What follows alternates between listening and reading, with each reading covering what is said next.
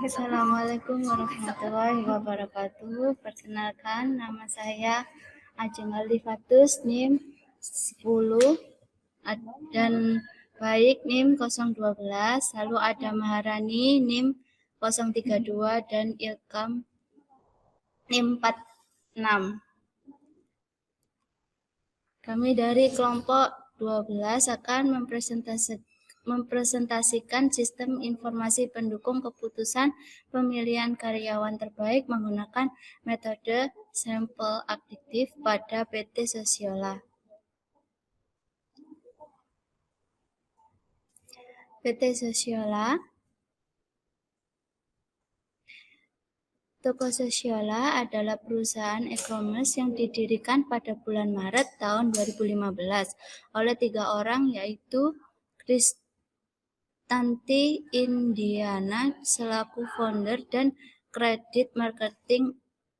Kemudian ada Christopher Median selaku founder dan John Rasjid selaku co-founder sekaligus CEO yang memiliki tujuan memberikan kenyamanan pada tiap konsumen wanita di Indonesia untuk belanja produk kecantikan di Sosiola. Latar belakang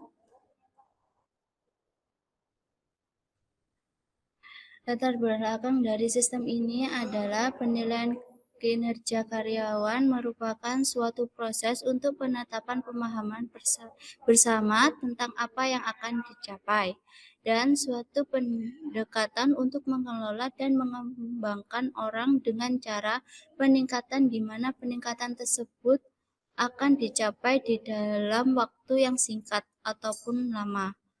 Penentuan karyawan terbaik dilakukan dengan cara manual, yaitu menghitung satu persatu hasil setiap kriteria, kemudian digabungkan. Kami melakukan penelitian untuk kasus pencarian karyawan terbaik berdasarkan kriteria yang telah ditentukan. Kami membuat sistem pendukung keputusan pemilihan karyawan terbaik menggunakan metode sampel pada PT Sosiola. Lanjut.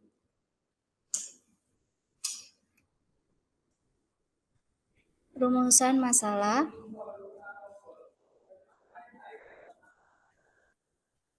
Rumusan masalah dari penelitian ini adalah apa persyaratan yang diperlukan untuk menjadi karyawan terbaik di PT Sosiola. Lalu, apa tujuan dari adanya keputusan untuk memilih karyawan terbaik. Lalu ada bagaimana cara untuk menentukan karyawan terbaik di PT Sosiola. Dan yang terakhir, apa pengaruh dari pengambilan keputusan memilih karyawan terbaik. Tujuannya adalah pertama, memahami bagaimana sistem penilaian pegawai di Sosiola. Setelah itu, merancang sistem dengan metode sampel untuk membantu PT Sosiola agar tidak salah dalam pengambilan keputusan dalam menilai kinerja karyawan. Kemudian, membangun sebuah sistem yang dapat membantu PT Sosiola dalam pengambilan keputusan penilaian kinerja pegawai. Manfaat dari penelitian ini adalah pertama, memberikan alternatif keputusan dalam pemilihan karyawan terbaik. Kemudian, mempercepat proses pemilihan karyawan terbaik. Selanjutnya bisa dilanjutkan oleh baik ya. Baik, yang keenam yaitu batasan masalah. Batasan masalah pertamanya yaitu fokus penelitian ini adalah pemilihan karyawan terbaik Sosiola setiap setahun sekali. Kedua, karyawan yang dipilih adalah karyawan tetap. Ketiga, metode yang digunakan adalah simple additive weighting. 7. Sistem pendukung keputusan. Sistem yang dibuat bekerja secara otomatis. Tujuannya yaitu membantu pengguna untuk mengoptimalkan data yang sudah ada sebagai bahan penentu keputusan untuk suatu masalah yang timbul. Sistem pendukung keputusan menggunakan tanda memberikan antarmuka pengguna yang mudah dan menggabungkan pengambilan keputusan. 8 yaitu karyawan.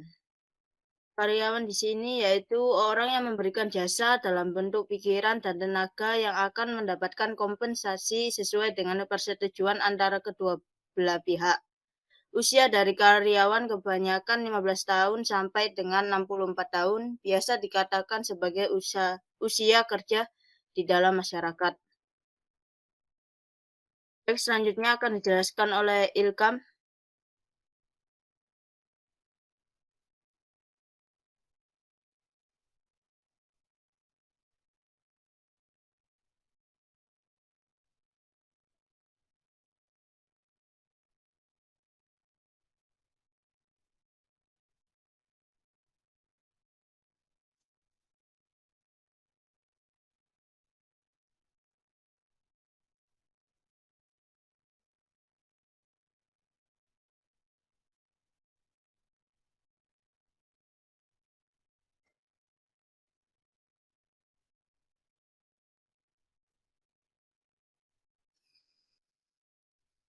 Metode sampel. Lanjut. Metode sampel adalah membuat matriks keputusan Z berukuran M kali N, di mana M merupakan alternatif yang akan dipilih sedangkan N merupakan kriteria, lalu memberikan nilai setiap alternatif pada setiap kriteria yang sudah ditentukan. Kemudian, memberi nilai bobot preferensi oleh pengambil keputusan masing-masing kriteria. Lalu melakukan normalisasi matriks keputusan dengan cara menghitung nilai rating kinerja ternormalisasi. Kemudian hasil dari rating kerja ternormalisasi akan membentuk sebuah matriks. Kemudian proses ranking dilakukan dengan mengalihkan matriks dengan nilai bobot preferensi. Nilai preferensi didapat dari menjumlah hasil kali antara matriks ternormalisasi dengan nilai bobot preferensi. Perencanaan sistem. Pada tahap perencanaan ini akan dilakukan pengumpulan data-data serta informasi melalui beberapa literatur mengenai metode yang digunakan, aplikasi yang digunakan untuk membangun aplikasi, dan mencari data-data yang diperlukan untuk membangun aplikasi ini, untuk memperoleh data-data, kriteria, dan data karyawan. Bisa dilanjutkan, Ilkam? Baik.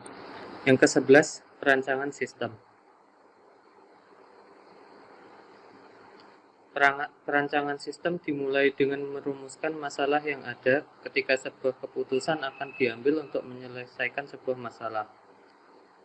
Kami melakukan pengumpulan data yang diperlukan untuk membangun sistem keputusan ini, antara lain nama pegawai, lama bekerja pegawai, hasil penjualan pegawai dalam kurun waktu tertentu. Karena sistem yang kami buat adalah sistem pendukung keputusan, karyawan terbaik kami membutuhkan semua data tersebut untuk membantu HRD dalam mengambil keputusan. Siapa karyawan yang berhak mendapatkan gelar karyawan terbaik? Setelah mendapatkan semua data, kami menganalisis data yang ada. Baru setelah itu, keputusan karyawan terbaik akan muncul. Ke-12, rancangan aliran proses.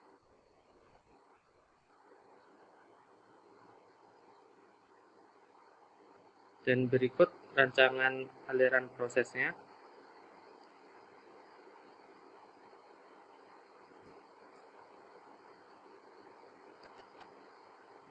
Yang ke-13, flowchart system.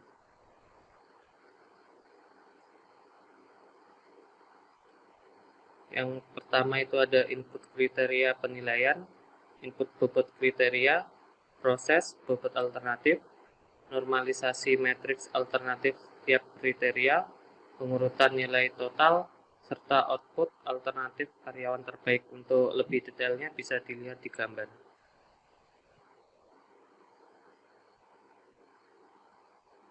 Yang ke-14, desain ERD.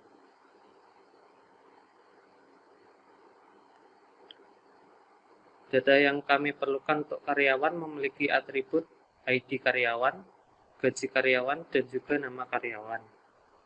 Sedangkan untuk penilaian memiliki atribut ID penilaian, poin komunikasi, poin penjualan, poin tanggung jawab, poin kerjasama, dan jam kerja.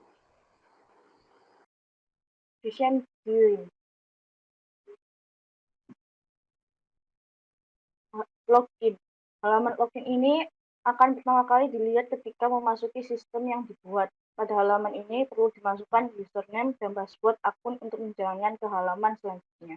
Login hanya bisa dilakukan oleh staf HRD sebagai pengambil keputusan dan penilai dari semua karyawan yang ada. Next. Halaman penilaian. Halaman ini digunakan oleh staf HRD untuk menginput data karyawan, mulai dari nama, gaji, jumlah penjualan, saat periode penilaian dilakukan, jam kerja, nilai komunikasi karyawan, baik dengan sesama karyawan maupun dengan pelanggan, sama tim karyawan dan juga tanggung jawab karyawan dalam melakukan tugasnya. Next. Pada halaman ini, staf HRD dapat melihat data-data karyawan yang sudah diinputkan sebelumnya. Jika menurut staf HRD terdapat perubahan dalam kinerja karyawan yang bisa mempengaruhi nilai penilaian, maka staf HRD bisa mengedit data karyawan yang sudah dimasukkan sebelumnya.